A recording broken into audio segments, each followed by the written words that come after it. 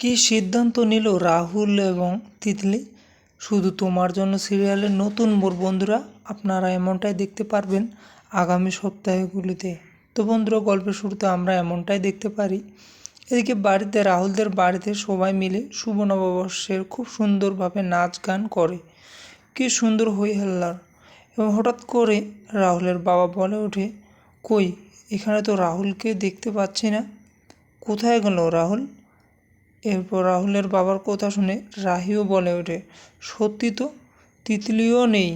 অন্যদিকে রাহুলকে তিতলি বলে, এই নববর্ষের দিনে তুমি রাহুল স্বীকার করো যে তুমি আমাকে ছাড়া বাঁচতে পারবে না। তিতলির কথা শুনে রাহুল বলে, আমার হাতটা ছাড়ো তিতলি, অসভ্যতামি করো না।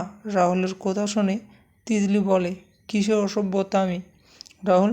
এরপর রাহুল বলে, ঠিক বলেছ তিতলি, আমরা একসাথে বাঁচতে না পারলেও মরতে তো পারবো। রাহুলের এই কথা শুনে তিতলি অবাক চোখে তাকিয়ে থাকে রাহুলের দিকে এবং বলে ওঠে, কি বলছো তুমি রাহুল? এরপর রাহুল কোনো কথা না শুনে তিতলির হাত ধরে ছাদ থেকে ঝাঁপ দেওয়ার ভান করে এবং রাহুল পরীক্ষা করে তিতলি সত্যি সত্যি তিতলি রাহুলকে ভালোবাসে কি না।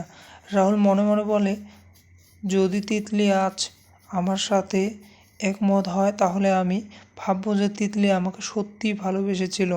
আর যদি আমার কথা রাজি না হয়, সে যদি ভয় পায়, তাহলে আমি ভাববো সে আমার সাথে নাটক করছে। তাহলে এখানেই দেখা যাবে। তিতলি বলে, কি করছো রাহুল? হাতটা ছাড়ো, পাগল হয়ে গেলে নাকি? এখান থেকে পড়ে গেলে তো আমরা শেষ হয়ে যাব।